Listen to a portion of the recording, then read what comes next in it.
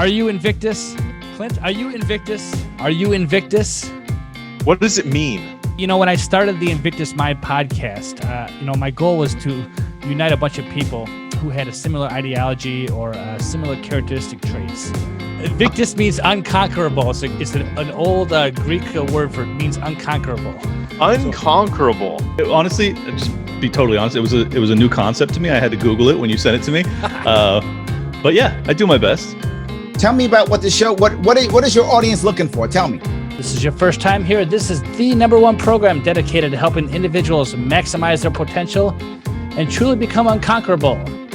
Here we have discussions about what it takes and what it means to experience and magnify political freedom, financial freedom, and spiritual freedom. Yes, I would absolutely say that. I'm going to keep getting up, right? And I keep getting up and I keep pushing forward. And that's the type of mindset that you need to have. I never lose hope. I never lose faith. My mindset has always been, if I want something, I don't give up. So let me tell you what is the #1 issue when it comes to being unconquerable. Okay. And the #1 word you have to think about here is not intelligence, not savvy, not strength, none of those things. The #1 thing is resilience. You know I'm Invictus, come on. All right, I'm Invictus AF. Well, Matt, I have an initiation question for my tribe. Okay. Are you Invictus? I believe I am. So yes, I agree. I am Invictus. I totally agree, man. And I think that if there's anybody on this planet that's unconquerable, it's probably me. I am not the type to take orders, and I am definitely in a position that I can stand up for myself right now. So. And I was like, no way, I know what that word means now. Yeah, man, very cool concept for a show. You didn't ask me if I was Invictus.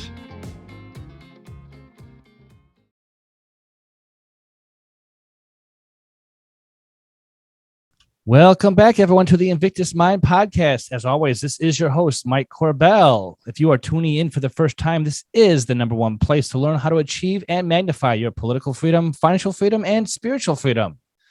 Before we get started, I only ask a simple question. If you like this show, please go ahead and give it a rating on Apple, or if you listen to any other platform, please let everyone know why you like what we are doing, and feel free to let us know what you think can be improved upon or what we should change. Also, please share this program with 3 of your friends. That is truly the only way we can grow and get this message out to larger audiences. For that, I thank you. And in return, I will promise to continue bringing you great content. All right. Coming on the program with me today is a man I met on podmatch.com. That is a great matchmaker website for podcasters, as well as those who wish to appear to be on other shows. I do have an affiliate with that company. So if you're a person who wants to get your message out to the public, if you feel like being on podcasts, or if you are a podcaster, there is a great link that you can check out to be with that program. Recently, I was having a conversation with my wife about why every single commercial you see on TV is from a pharmaceutical company. You know, there's always some kind of potion or pill that they want you to have to solve some kind of ailment, even though it seems every single pill comes with a disclaimer about the side effects one might get if they get on a prescription. And so, obviously, we just came off a 2-year pharmaceutical tyrannical nightmare, in my opinion, and the healthcare industry has needed dramatic changes for a long time. So today I'm going to talk with a person who we're going to come up with some solutions possibly to address those problems. I'm talking with a surgeon. He's actually a dual board certified general and colon rectal surgeon. He also teaches faculty at Cedars-Sinai Medical Center in Los Angeles, California. He is the founder and CEO of USO.com, the first successful model of peer-to-peer coverage. And he serves on numerous boards. He's a father of 4, happily married, and is an amateur triathlete. Please help me welcome Dr. Alan Kamrava. How are you doing today? I'm good. Thanks for having me, Mike. Great. Pleasure to be here. All right. So, your profile on Podmatch says that you're a polymath. So it's funny that having a startup, I've had a number of meetings with VCs. I actually didn't know the term until a couple of partners at different firms said, you are the prototypical polymath. And I said, well, that sounds great. And I had to go look it up because I actually had never even heard it. And I called one of my key advisors and said, that's probably the best compliment I've ever gotten in my life. And so I've always loved that. Well, being a medical doctor and a surgeon means that you had definitely a lot of education in your past. And you know, not only are you successful in that industry, but you've started 2 companies of your own, which seem to be going pretty well. So that means you've done more than most people, which is a perfect fit for you know, for this show. So thank you for coming on. Of course. You know, when we connected, you know, we were talking about the pharmaceutical industry. Now, understanding, and I want to respect your position in the industry, there's probably some negative things that we both could agree about in the pharmaceutical industry. But you know, I like to turn the time over to you to just kind of share your story about, you know, the way you see things and, you know, what changes you hope to see going forward. Why are so many people struggling, it seems, because of this this behemoth that seems to be lying over everyone's head? Yeah, I mean, it's multifaceted. There is the component that the United States is one of the only, if not the only, let's just say one of, just in case there are exceptions, countries out there that still, to some extent, respects IP rights, intellectual property rights. And so in many ways, Americans are subsidizing innovation in research and discovery for pharmaceuticals for the rest of the world. And so other countries are living off the backs of us as Americans funding the cost for future research. Let's say that's one of them. The other one that comes to my mind, and it leads to the startup USO that I had started, is that medicine is a multi-trillion-dollar industry in the US alone. I think just a couple of years ago, the number was 3.8 trillion was the overall industry size for healthcare. And what that means is there's a big pot of gold. And the way payments have been set up in the health industry is, how do we maximize our draw from that pot of gold? And that's for everyone, even physicians. It's for hospitals, for physicians, for ancillary providers, even patients. And so the way we have set up how that system works is, we have a pot of gold, and if you can give us a reason to draw from it, you can draw. And I think all of that compounds upon itself to lead to this system where, what are the costs? You know, I always made the kind of example that when I was 16, and I had my first car and I needed an oil change, my father would sit there and clip coupons and say, hey, you're driving 10 miles out east to get an oil change because they have the cheapest coupon that's going to be, you know, make it cheap. And I'd sit there and drive. Gas was cheaper then. Mm-hmm. But the reason was that we were personally responsible for that fee. Now, if you consider in healthcare, what's happening is there's a third-party payer that is only retrospectively involved with the transaction. They have actually very little decision-making on the day-to-day. And so you see a physician, you see a care provider, and they say, you need to do this. Sure. Does anyone in that equation know what anything costs? The physician typically doesn't know what it costs. The patient doesn't know what it costs. They don't even know at the point of transaction. A lot of times patients will come to me and say, how much will this surgery cost? And I'll say, I just don't know. I really don't. And most don't. We find out after we send a bill, and then the insurers send it back to us. And so the system for us in healthcare is, people need care. They have no idea what things cost, and they only find out after the fact. And there's another party payer after that. And so if you were to consider the oil change analogy that I gave with my father, if his other calculus was oil changes are included with our insurance, end stop, say, go get your oil change. And what would happen, instead of paying $15 for an oil change, you know, and driving a distance to get to it, I'd go to the closest one to my house out of convenience, and they would charge whatever the heck they want. And over time, you would have to have procedure codes and how much do people charge and what is usual and customary for an oil change and the average, because the person who's paying is not at all involved in the equation. And I've always thought that there should be, part of where the system broke is that patients don't pay upfront on very little other than co-pays. But if instead we told patients, hey, you want to have a colonoscopy, to take it from my own field, you could pay for that and you will get reimbursed by the insurer from us. That would change the calculus for the patient to make sure that they're not being overcharged, that they're not getting things that are unnecessary, because they may actually be more held liable if the insurers don't pay them back, because they have to foot that bill up front. And what we've done is, the person who really should be the decision maker, that patient, is not part of the equation really in terms of the costs. Really, they're not.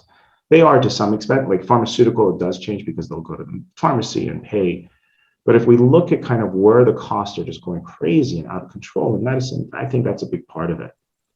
Mm-hmm. Mm-hmm. Yeah, thank you for bringing up that analogy. I was thinking about that myself. I'm actually in the healthcare industry as an insured provider. A producer is probably the proper term. I sell insurance, health insurance, and life insurance, and everything like that. And as I was studying for my health insurance license years ago, I remember somebody bringing up that same analogy about getting an oil change. You wouldn't expect your car to be covered by the insurance, or your oil change to be covered by the insurance company. Why are you doing routine checkups at the doctor with your insurance, which just drives up the cost? At the same time, I was also learning about how Medicare and Medicaid came into the equation and really removed the relationship that the doctor and a patient had together to discuss and negotiate procedures and cost nature. That all went away, several years ago. Yeah, it did. And so it's to what you're saying is, if the real good example is if you go to a hospital and you have insurance. What a lot of hospitals have now are management consulting firms that tell them how to maximize coding, because everything we do on patients is code based. What are the codes you could use on this patient to get the most money from that hospitalization? Doesn't mean it's necessary, but as long as you code it, well, then they're going to pay it. And so it's not uncommon for physicians to get a call from one of the consultants and say, hey, if you change or add this word to your notes, we can make an additional $50,000. And compare that to, for instance, if a patient who comes in uninsured to the hospital. Well, if you're uninsured and you go to the hospital, you don't have an insurance plan to pay for your care, but physicians and the hospital still have an oath to give you the best care and keep you alive. Mm-hmm. And so, believe it or not, right now, in a weird way, uninsured people who walk into the hospital who, let's say, need an emergency surgery or need care may get more efficient and effective care than the insured. And it's an abstract statement to what I'm saying. And the reason I'm saying it is when somebody who comes in insured, especially when they're like, oh, this one has good insurance, what happens is they consult every physician under the sun. They get physical therapy involved, they get an extra MRI, they get extra CT, they get extra labs. There's a process in place to maximize that draw from the insurer. We can get as much as we can. Let's maximize the worth of this patient to the hospital. And the only way you do that is by procedures and services and tests and consultants. Patients uninsured, there is no fund. And so they say, you need your gallbladder out. We will get it out and we'll get you out of the hospital as soon as humanly possible, which is the best care, versus let's bring you in and get an MRCP and an MRI and get a physical therapist to see you. And let's also get this person to see you in case there's an issue with your hemorrhoid. And that is not actually good care. Right? Human beings health-wise do better the less involved physicians can be. And so the system is all focused on that fund and access to that fund. And it's partly because how do you get access to that fund is obscured. And so it's this code system. And so it's how do you fix those? And I think a lot of it is to what you just said. It's the way the foundational system is set up. And unless we reinvent that, I don't know how we get out of it. Right, because now you're talking about incentives. Obviously insurers, their incentives are to make money off of people's premiums. And so as long as they keep people coming in and paying, the insurance companies will get money. And the doctors, some of them are just revolving doors. They just bring the patient in, give them some kind of medicine, some kind of treatment, and just send them out, just like what you said, send them to another doctor. And so I imagine it's very hard to create a good, lasting relationship between doctor and patient. It's different. That's an interesting question. So I agree with you. There are a lot of physicians now that are revolving doors. People come in and they have a set of procedures that they will do on them just because there's a payment that comes with it. And not necessarily because it's needed, but overall because the risk of it is small. If you consider how many people are getting routine EKGs and cardiac workups at young ages and they're healthy, is that because they truly need that or because there's an incentive structure in place? Because as physicians, we get less and less money to just have that doctor-patient relationship and much more for the procedures which we affect upon. And so the system, without realizing it, has made it that you want to survive financially, start doing procedures over and over again. Make that patient come to you for more and more procedures. One in particular for my field in colorectal is you could do hemorrhoid treatments. And so there are physicians that will say, why don't you come in and we'll do 8 sessions of injections or bandings on your hemorrhoids. Completely unnecessary. But there are moments where to do a 5-minute injection of a hemorrhoid, we actually get reimbursed better than what a colonoscopy pays now. And colonoscopies just don't pay well anymore. I think Blue Shield reimburses at like $147 for an entire procedure, which is just, it doesn't make sense economically from a time value management of my time. And so those things are corrupting that process. And to what you said, that was what I was thinking about, was so the principal thing we did when we founded USO was, how do we disconnect the revenue of the coverage mechanism? We are not an insurer, so I'm not going to say us as an insurance company, but how do we disconnect our revenue so that no matter what the cost of care is, we are agnostic to it?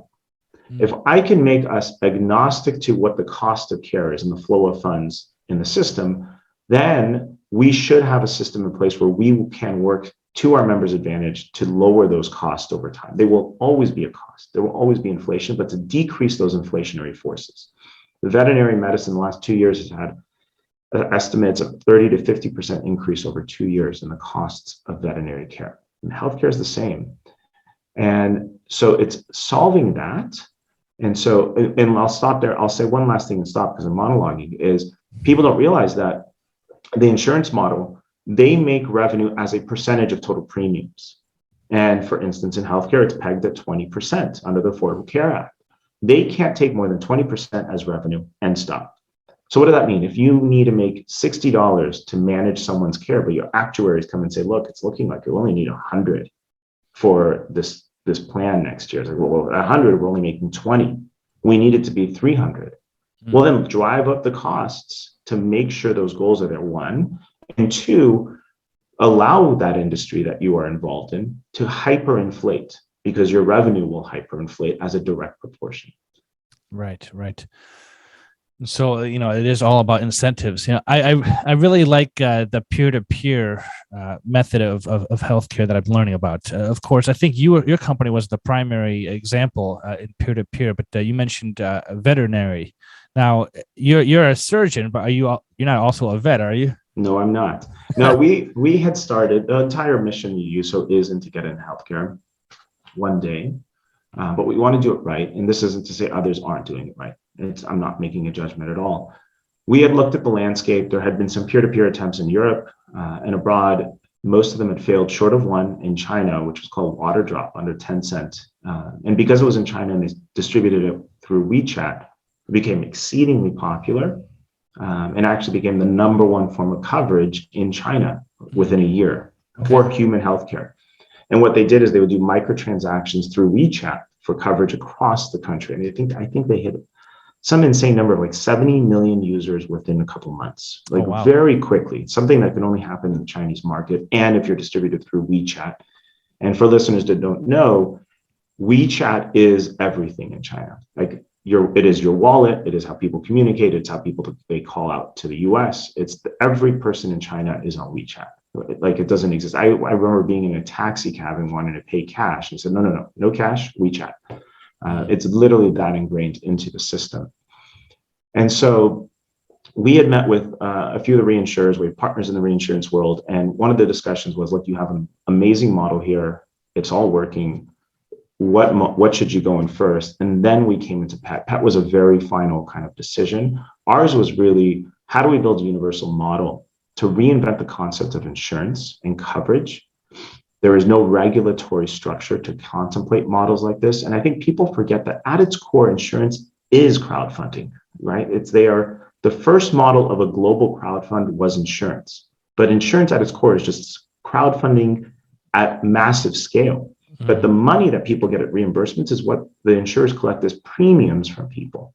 And so what we had prospected was using the advent of technology, think Venmo, PayPal, Stripe, can we not utilize those to potentially build a newer model that's more efficient and transparent, and most importantly, realigns interests so that we can effectuate or make changes to an industry to help control costs? So I'll stop on this part to this, Mike, but it was we launched part of our veterinaries. We launched something called True Vet, and our users could go onto our website and they could look up a procedure, and it'll tell them the average cost of that procedure, but then also cross-reference their zip code and say, here are all the vets in your area.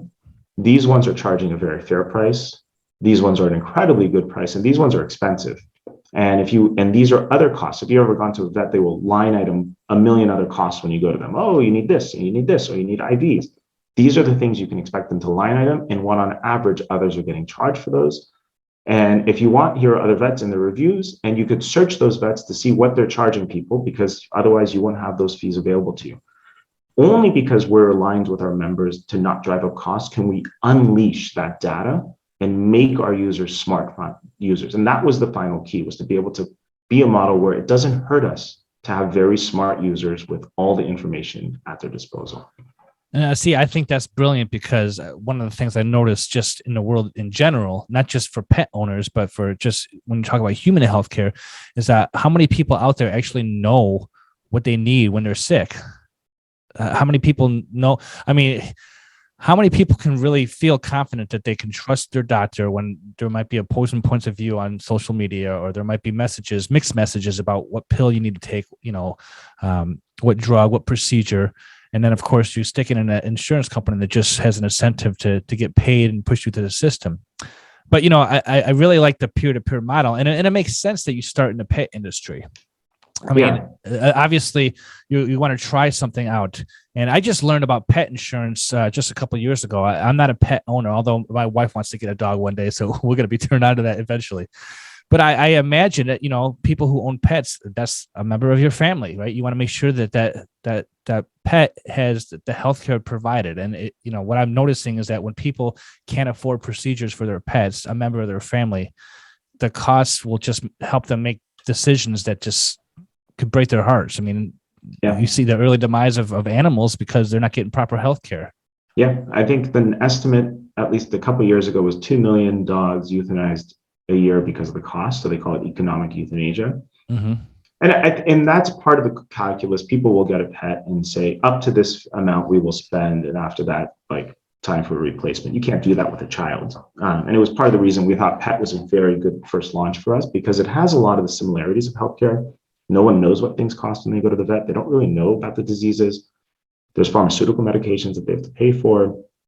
And there's surgeries, there's hospitalizations. It is a loved one. And so it has a lot of the same dynamics that you would have in healthcare, which is probably the most complicated model. Right. Prove it in that, then build and go big, be it in healthcare. But actually, one of the things we're discussing is, the application of this model, for instance, in Web3. And so we're talking to investors now in the process of actually raising our next large round. And it's is this something we want to go just to healthcare, or is this a Web3 application because it's a democratized or a decentralized version of coverage? And the principal thing being, and why it's not insurance, right? We can't get, even if I said, I want insurance, I want to be an insurer. There's nothing we do that fits the model. There's no regulatory kind of blueprint to allow us to exist. And so we've had a couple states, Washington be one. It's like, well, we don't know what to classify you as, but we just don't like you. Literally what they told us. Wow. And, there's a couple others we're talking to, and I was actually on with the attorney general for one of these states recently. And he said, but you still feel to us like insurance. I said, okay, I want to apply for a certificate of authority. How? We don't have any of the definitions, none, that will allow us to get that certificate, right? To be an insurer, you have to have what's called a COA, certificate of authority. We don't meet any of the criteria, none. So at the first step of applying for the certificate, we don't meet the definition in any shape or form. We can't meet the definition because the model is so vastly different, but they want, because that's what they need to do. And I don't blame them. At some point, they're trying to do consumer value, consumer protection. We need those in some levels because there have been predatory companies out there. But what we really need to do is redefine the models to contemplate these changes in technology. I'll tell you one funny one, Mike, and I think so your audience. One of the states we're working with, they have a director of innovation. That's his role. And that's his role, is director of innovation for finance and insurance. And we're on the phone and he says, there is really no such thing as innovation. And I'm literally, those are his words. I'm not even changing them because it was so profound. I said, you're the director. Because yeah, it's an oxymoron as a term. There's no such thing as innovation. Innovation is just more efficiency, but there is no true innovation.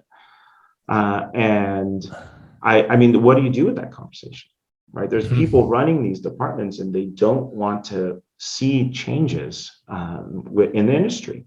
And that in itself is its own problem. How do you make an industry better if it's defined that it can only be one way? And I think those are things that do need to change. Sure. So, you said something, and maybe you can help me understand a little bit more, because you mentioned that insurance at its core is crowdfunding, which obviously it is. A bunch of people are paying premiums into a system, and that those premiums should be divided and, obviously spread the cost of any procedure.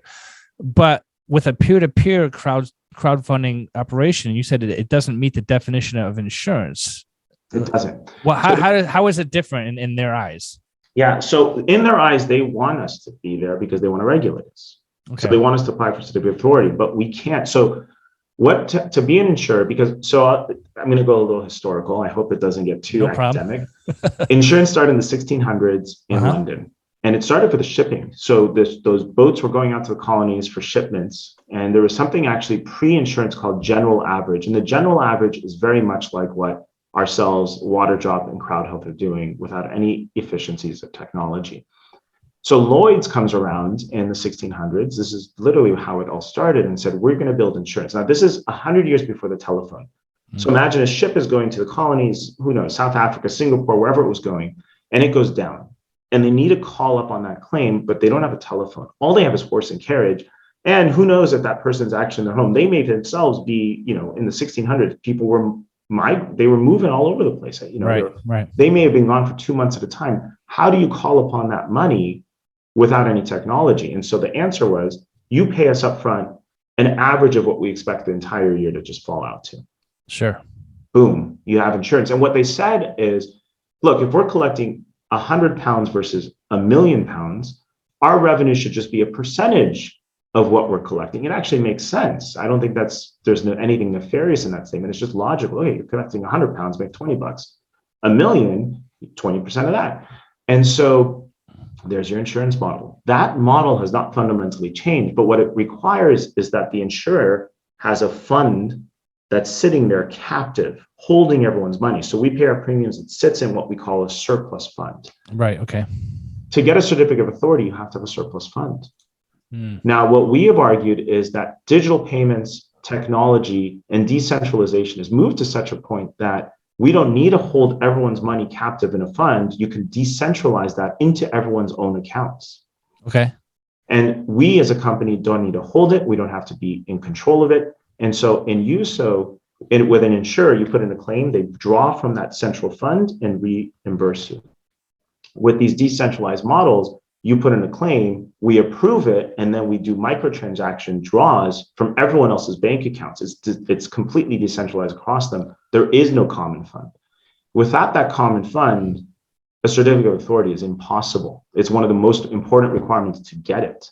Okay. And so that is, by definition, part of what it is to. Now, there's many other things that is insurance versus not. So in insurance, because you're prepaying into this fund, you're paying for a future risk. We are betting that into the future, this may happen. Right. And these decentralized models, because we can do things transactionally instantaneously and decentralize it across people's accounts, we no longer have to bet on the future. We can say, we will give you the exact charges for the month and draw only to that and nothing more. And anything unused, yours to keep and stop. And so our members commit up to a certain amount each month. If it's not used, it's theirs and only theirs, not for us. Okay. And because we're only drawing up to what's needed and nothing more. And it's a retrospective draw, not a prospective risk draw, if that makes sense. So there is a subscription model of payment rather than a premium. Yeah. You have a certain payment you go up to, but you mentioned that if you pay too much and that service is not needed, then the client or the customer will get reimbursed for paying more. Help me understand that a little bit more. So it's two parts, and that's where it gets confusing, and that's what it is till people get used to it. It will be confusing. It's a new model. What we've said is, one, incentives. Okay. We don't want to be part of the transaction of the cost of care. So our members pay us a membership fee to run the company, pay the Amazon server, cloud, all the pieces. Right. My IT team, that's a flat fee and stop. That's the only money we take in, and it's 20 for dogs, 10 for cats. Okay. So that's just a fee to keep the lights on. And then there is, what is the cost of care on average if you have a community of, spread across risk of different pets? And so for dogs, that's at 55, and for cats, it's at 25. The cats are just cheaper. And so up to $25 in community care costs, you will contribute each month if you're a cat, and up to 55 in dogs, but it's typically less. Okay. And so there have been months where our cat members have spent $5 on community care costs, and everything else was theirs. So that kind of that 35 for cats, quote unquote, isn't a true 35. It is 35 max. But really, whatever the costs are that month, and then they'll credit back to you. I see. Okay. What year did you start this company? Started a company in 2017, went live in 2018. So we've been live in the pet space for almost, over 3.5 years. Guy Carpenter, one of the largest reinsurance brokerages groups, actually globally, they did a review at the 3-year mark, looked at our data. We actually just opened up our data. We were very happy with what we were seeing. Did a very detailed analysis. Every point, and basically published a report that overall the savings were 47% to every member in the system if they had tried to get equal coverage with any other pet insurer in the market. And they commented that what they were seeing was that people were being better actors. So to everything you and I were talking about earlier, Mike, about just going to the doctor and spending blindly, they were noticing that there was a change in behavior in terms of how much people were spending at the vet and how frequently they were doing it, because they were very cognizant, because of the way the model is set, that they are drawing from other humans, not a big corporation. Right. That makes sense. Well, cool. Over the last 3 or 4 years, you've seen your model be successful. Now, I was sharing with you before we started recording that I've seen this model in the human care healthcare industry, so it's catching on. People are interested in that because, the biggest concern that people have nowadays, and I'm just seeing it myself, the costs of healthcare are just skyrocketing, right? It is because of the incentive structure, and just more and more people are just out there like confused about why healthcare is going up. They're confused about what procedures to take, and this is just human healthcare and pet healthcare. And it seems like you're just right there on the cutting edge with some good ideas right there. So yeah, a lot of it is from my own experiences. I have an MBA. I've worked in medicine for a long time now. I've managed my own group practice. I've worked at private, I actually worked at Kaiser for a bit. So I've seen the HMO side, I've seen the large academic side. So I've seen exposures to just about every type of model we have in the US. And so use that to say, well, how would we build something for, coverage? And there's a huge gap there. So we know about the 30 million uninsured in the US still, even after the Affordable Care Act, but there's still what I call the underinsured, people who have Medicaid or Medicaid-based plans. Mm-hmm. They have what we call quote unquote coverage. So the politicians can pat themselves on the back and say, look what we did. But in reality, they don't. They have coverage for a really bad car accident, or if they get shot or some traumatic event. But if they want to see a physician for a run-of-the-mill type of problem, 80% of physicians don't accept Medicaid.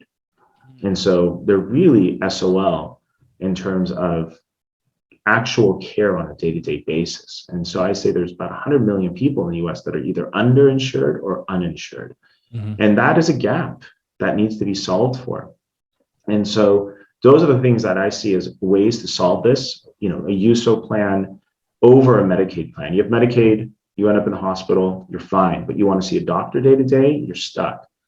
There's a solution for you to be able to do day-to-day type of care and for it to be controlled. Mm-hmm. Mm-hmm. Yeah, right, exactly. Well, it's interesting that the model you're talking about is something that will cover those uninsured people.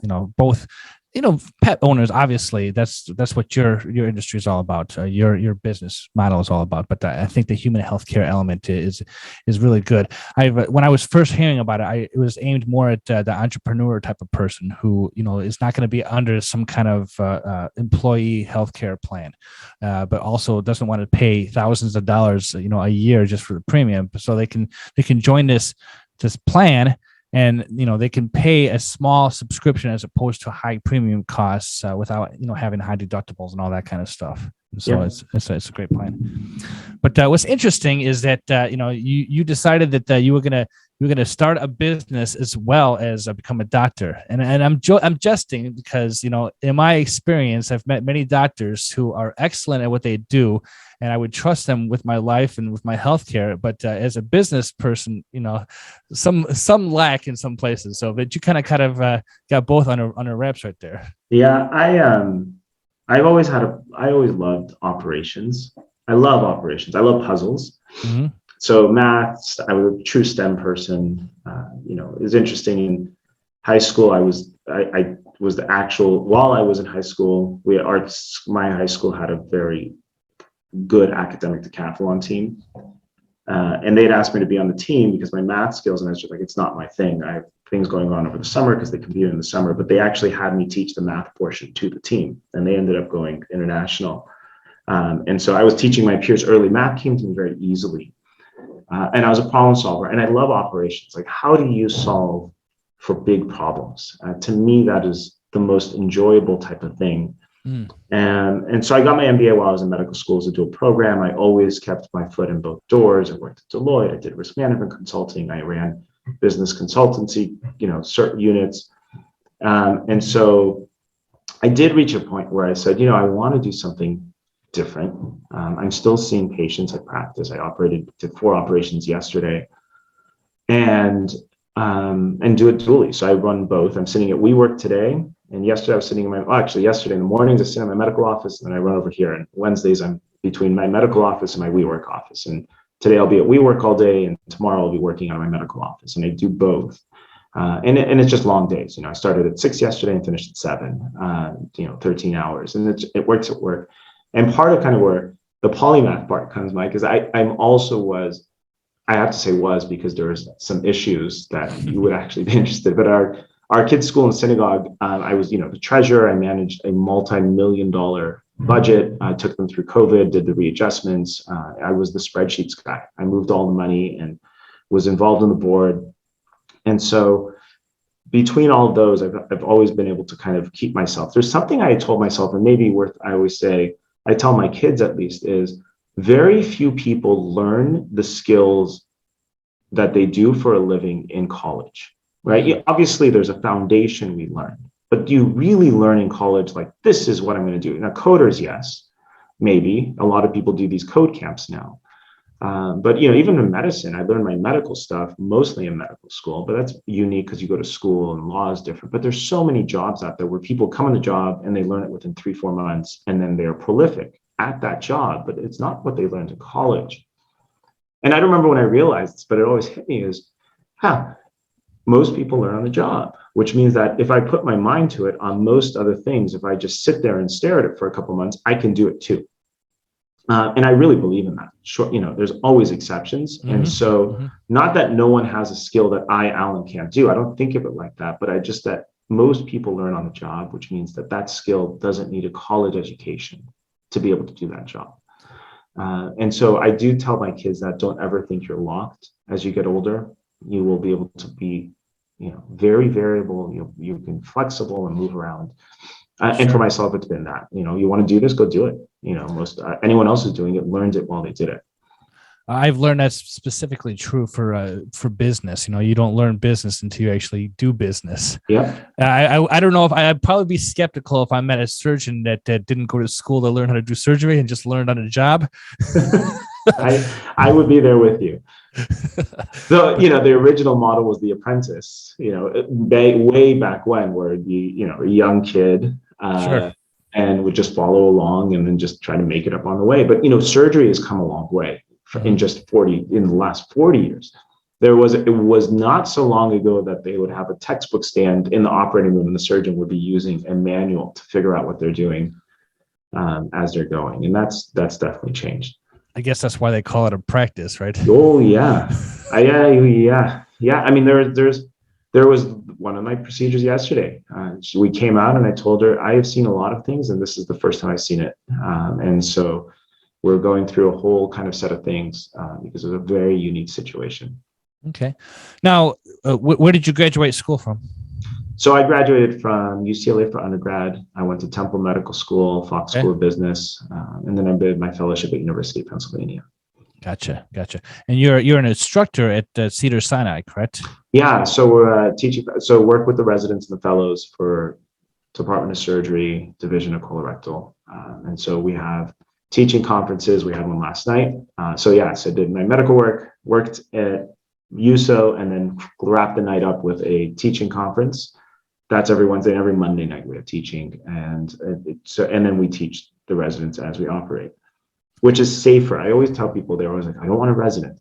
Understand that for most surgeries you need an assistant, and so my assistant could be another board certified doctor, or not board, but let's just say a physician who is licensed and who is training daily on how to do a surgery, or a random nurse that the OR is going to give me because there's no one else available. You want the resident there. You just want to know you have a physician that you know is in charge and knows what they're doing. But then you have two people with expertise on you rather than just one. Well, that's good. So for those listening who are thinking about side gigs, you kind of have a side gig as a surgeon, although, how do you get into it? It takes a lot of education, a lot of practice. But have you always wanted to be a doctor, or is that just something that, I don't assume you wake up one day and say, I think I'm going to be a colonoscopher or... No, colorectal was a late decision. Yes, I've always wanted to be a physician. I want to stay a physician. I don't see that facet of my life leaving. I do come from a family where everyone was a physician. Okay. And everyone being, I think I have like 15 cousins. Every single first cousin is a physician of some sort, be a medical doctor or an optometrist or a dentist, all of them. So it's very deep on our family, on both sides, by the way, not just on my dad's side, but even on my mom's side. So partly it's just the way our family kind of saw the world, but I also very much enjoy it. Right. So, what we share in common, I'll let the audience know, is that we both claim to have a background or an interest in libertarianism. Yeah. And I was thinking the person who introduced me to that whole thing was Dr. Ron Paul, if you're familiar. Yeah. I donated to him. And so, when you talk about political issues, especially since we mentioned earlier that healthcare is a major concern for people, I like to get a grasp on the industry as a whole from somebody who's actually working in the industry. What I don't like is you get on TV, you find somebody who says, this is what we need to do to solve these problems, and they have no background in the medical industry at all. They have no experience. They don't know what they're talking about. And then it seems like a lot of doctors, you have a conversation with them, and this is, I think, where the corruption comes in. They might love what they do. They might have an interest, a background. They, their family was also doctors, like you're mentioning.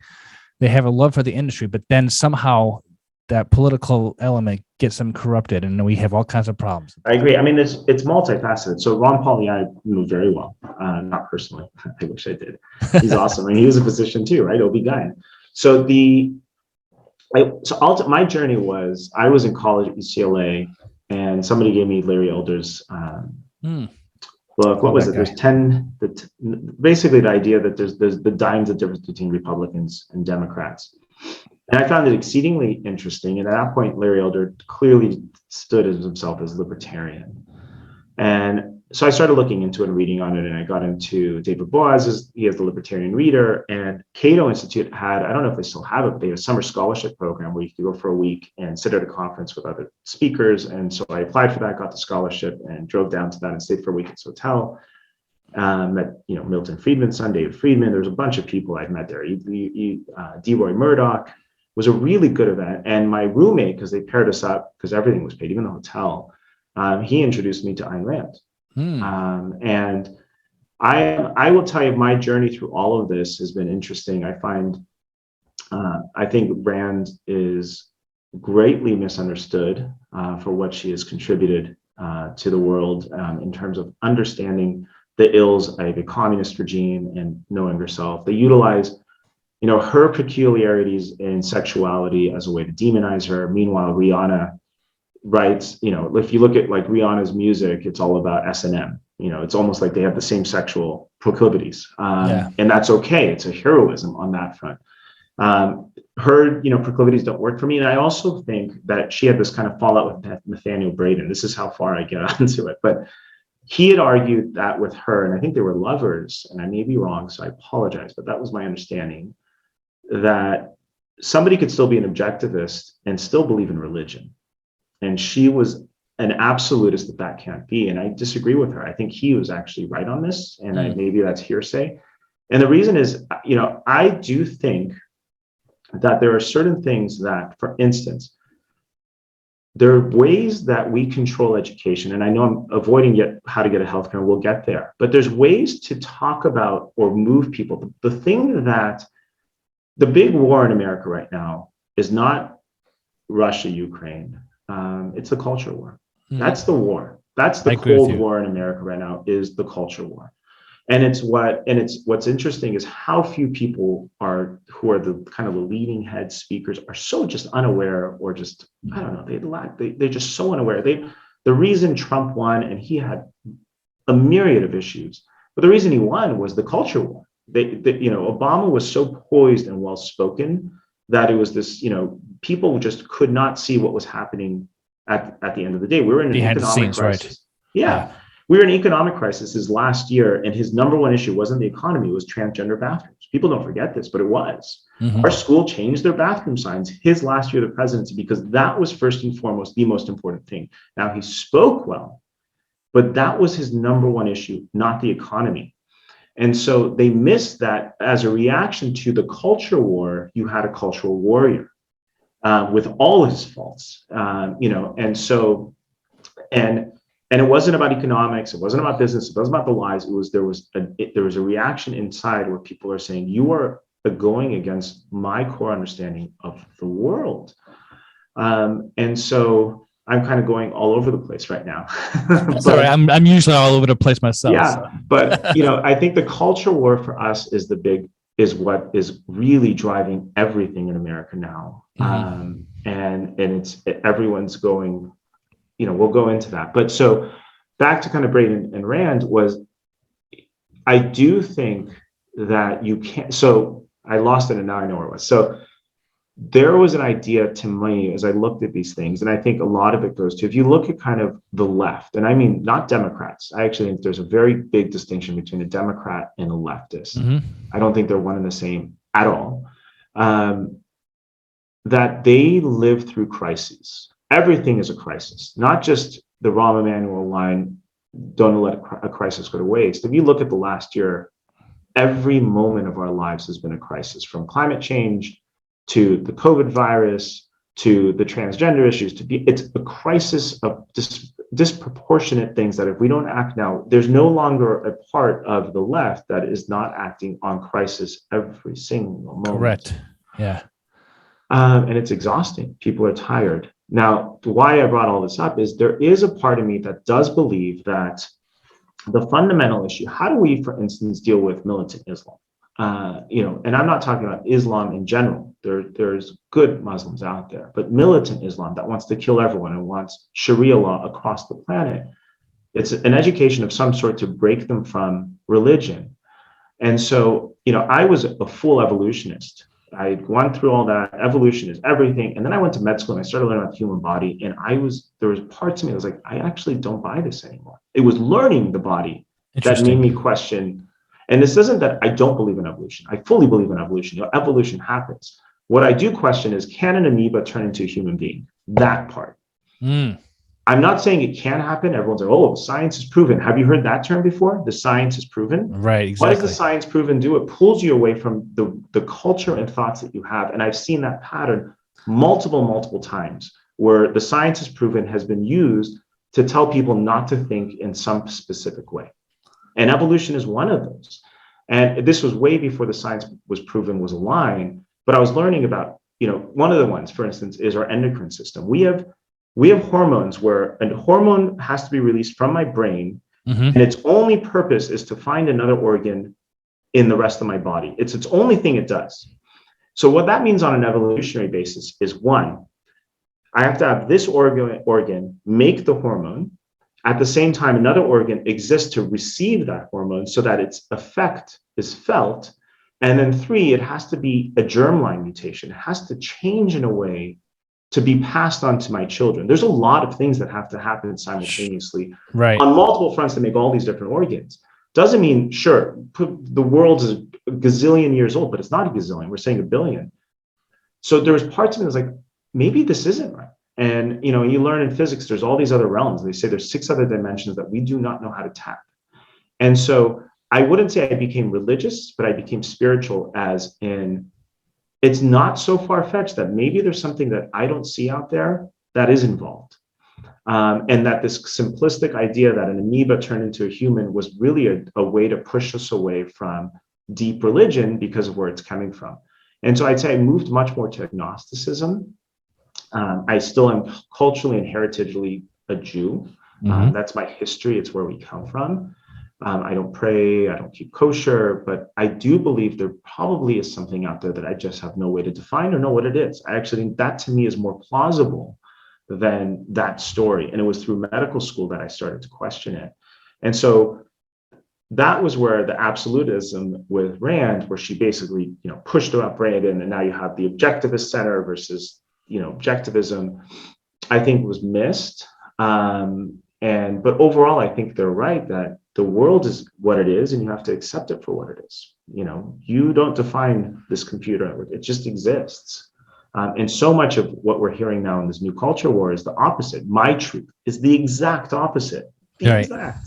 There is no my truth. It is just the truth, not my truth. But yeah, sorry, I went on a monologue of proportions there. That's perfect, Doctor.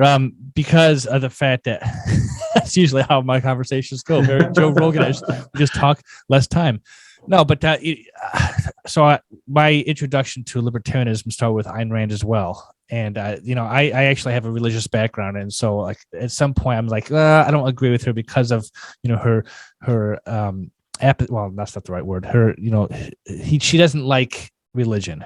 Okay. Yep. But then I'm going to tie back in. I'm going to use my wife as a story here. she actually was a premature birth, and she wholeheartedly believes that although the doctors helped her survive, that it was a miracle that she's still alive. Right. So that word miracle, I don't know if that exists in any science medical textbooks, but I believe it's true. And you can't take that away from people. I think it's there. And I do think, let's take, and it's something I really do believe, take the word God out of religion for a minute. Mm-hmm. Why people think, well, I don't believe in God, so I'm an atheist. And, and I just used the word agnostic. So not to be, hypocritical, but I did that because that is the language. I don't think when people say there's atheists, I don't think, by and large, generally speaking, there truly is a true category of atheist at all. Because in my estimation, religion isn't based on the belief in God. Religion is based on an understanding of the world. And stop. No person has the capacity to know everything in the world. And so at some point, as a matter of faith, you accept some tenets on how the world works from people that you trust, be them the elders of the faith you believe in. Sure, absolutely. God or no God, period. And it all, it was listening to Jordan Peterson on Joe Rogan. You just mentioned Rogan. And the first Jordan Peterson episode on Rogan, he's had a few, but the very first one was one of the most profound conversations on religion ever. Because what he tied it to was that there's a central core story that humans need and they relate to. And you see it in the Harry Potter stories, you see it in the Marvel movies about the hero and the anti-hero. Absolutely. I've talked about the hero's journey and Joseph Campbell before. So. Yeah. And I think it's right. And I think there's a reason it's right that we may not understand. But even when you look at the far left that says we're atheists, we're anti-religion, we're woke, we're this, we're that, and they're tearing everything down, they still follow all the same patterns. Their priests are politicians. Their Jesus was Obama. I mean, he really was. Their elders are the talking heads, but they all fit the same purpose. And it's regardless of God. And the key is that whatever is said as a matter of faith. And there's an orthodoxy to how they act. And I actually see the issue happening in the US and why everyone's talking about these upcoming midterms being a landslide. This isn't Republican, Democrat. This isn't right, left. This is woke against everyone else. Right. And that's when you're going to see this midterm landslide that everyone's predicting, because you're getting suburban moms and people who would typically not vote conservative because this isn't coming to be conservative led, non-conservative. This is the entire country right now. Well, right. You mentioned a culture war, and I think that especially the people I've been listening to and following have really pointed it out. We've seen that develop over the last 2 years with I'll call it the COVID regime, right? And I think that you're right that whether people believe in Jesus Christ or Muhammad or whoever their God or spiritual leader is, without that, they're still inclined to worship something, right? Yeah, everyone worships something. They do. And so we have these personalities on TV, and I'm just gonna put it out there, and you can say what you want about it. But we have the almighty Dr. Fauci, who's basically dictating everyone's medical decision for the entire planet, and he's just a politician, in my opinion. I don't think he's practiced medicine for a long time. He's a bureaucrat, but to some people, he's a god, right? And what the system has done is they've actually silenced people like you who actually have experience, have a knowledge, have a desire to help. But, I'm sorry, before today or before last week, I never heard of, I had never heard of you. Yeah. I mean, it's power, right? And speaking of, right, what in the Fountainhead, what Rand makes a big point that the thing she dislikes and the ultimate evil is that seeking of power. Those are the things that people miss of how profound of a statement that is. It's very profound. If you really just sit back and think about what is she saying, because so much of the human psyche is, my success is based on some conception of power, be it that because I am a really famous news anchor, I get to yell at people behind the scenes. That's a power struggle rather than self-fulfillment. And so, it's hard on the medical side to your question, because, they have silenced physicians. So it's very hard for me to speak publicly about what's happening. Even with the whole Rogan podcast on Spotify, because he had a physician who had a contrarian view, they wanted to cancel the whole show. I mean, it's ultimately what people don't realize is that the woke movement at its core functions through bullying. They are the movement of bullying through and through. They are all bullies. They will bully you out of a job. They don't mind ruining someone's livelihood if it doesn't agree with what they think. I mean, that's a religion. Sure, only an orthodox extreme religion does that to people who don't conform. And they bully. I mean, that's the whole concept through just historic. That's what you look at, just other models historically. That's it. It's a repetition. It's just, we don't believe in God. Okay, sure. Take God out. But every other facet of what an orthodox religion has, you have. I'm sorry. And following blindly. And to what you said, he wasn't speaking it. Now, early on when this was all happening, before any of the mandates, any of this, they shut down. What I said early, before even physicians were not allowed to talk, I said the mistake they're making is that they're letting physicians make the final decision. And that shouldn't be, right? The way a board works or a board of advisors is you have the president or the head or the CEO, and that person's job is to say, I have competing variables. And from my medical side, they're telling me on a medical standpoint, this is what we do. Okay, stop. On a commerce side, what would that mean? Okay, now you two, let's talk. How do we balance those two? And let's balance those and figure out a solution based off what they're saying. But what had happened was it became just end stop. The CDC says, boom, with no other consideration. What happens to children's psychologically? What happens to anxiety disorders? What happens to the minority children who were the most hurt? Talk about not a conflict of interest. You want to help minorities? COVID hurt more than any other culture the socioeconomically downtrodden. They didn't have what I had. We built a pod in our house, in our backyard, and every day we'd have tutors come with different kids, and our kids would socialize with a set pod of kids, and they excelled. You could afford that. But what about these kids that barely have the computers? They are now 2 years behind academically. And that's forever. They're not going to get that time back. Yeah. I know, but COVID, we saved 6 kids. Good job. Forget about all the kids who have now committed suicide and who are now for the rest of their lives are educationally stunted because of what you've done. It was so blindsided because they took one view and forgot about the roundtable discussion. It's just a bureaucratic political nightmare. And, I think that we're going to be learning lessons, or at least talking about lessons for decades after this. Hopefully we don't repeat some of the same tragedies that took place. But, Alan, I really appreciate your time. I feel like we can talk forever. One question that really strikes with me is, you mentioned that, you're working 13 hours a day, and obviously you can't do that indefinitely, but having a family and having a business, being a surgeon, how do you balance all that stuff? How do you do it? Well, I'm Invictus. No, so hey, you can't answer that question until I ask you. So, I'm fortunate enough that I'm sleep is something that my body doesn't need too much of. Okay. Now that I'm in my 40s, I need about 4 or 5 hours, but for the longest time, 2 to 3 hours was my consistent basis for. Really? Okay. Yeah, I could go.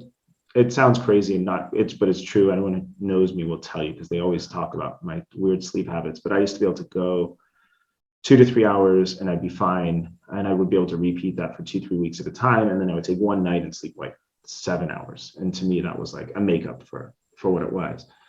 So I typically get up at 4:35 most mornings. I'll either run, swim, or bike. I didn't today for some reason, but yesterday I didn't because I was operating. But typically, because I do the triathlon thing because I suck at it, but because it keeps me healthy. I'm really awful. My times are just disgraceful, but knowing that I have an event coming up makes me get up and do the event. So I just sign up for, the Santa Cruz Half Ironman in September, and that'll force me to make sure I stay in shape so I don't completely suck, because I just suck when I do train. But the big one that I enjoyed, by the way, was I did the Alcatraz try. And because I have a tremendous fear of sharks that is seeded from watching Jaws as a kid, illogical. I've tried everything in my power to beat it. I can't. Everyone's like, well, no, you're not scared. You swim in the ocean. I was like, I swim in the ocean in beaches, quite literally. If I'm doing a race and it's in the ocean, I will do a historical record search for shark attacks at that beach. Oh, wow. Okay. And so that's my way of overcoming it. So, the beach I swim in Santa Monica, the last shark attack was in the 50s, and it was a fisherman's boat, and his son was swimming by the line. So even that was excusable. And that's how deep I get to be able to at least handle kind of this illogical fear, but to get through it. So Alcatraz is a big deal to me, because in my mind, that bay, there's urban legends I don't know, but I just don't think it's safe. So it was a big deal to swim through the harbor from Alcatraz back to, I always forget the part, but at the base of Golden Gate Bridge is where we got out of the water. Yeah, I've actually been to San Francisco and on the Rock. How far is it? Is that like a mile swim or something? It's a 1.8 mile swim. 1.8 mile. Okay. Yeah, and it was exhilarating. So I'll do that, and then I work, and then I make a point. My team knows it. Once I go home, I will not go onto my computer unless I have to. So that is family time. So work is work. I'm highly efficient. I'm exceedingly organized. So I get things done very quickly. And that means that when I close my computer, I go home, short of an emergency that, you have to get in, or I have to run to the hospital. Right. But I won't sit there and be like, now I'm going to go do more work once I get home. Home is homework. I'm with the kids. That's my wife. If I want to watch TV just to decompress, I will do that.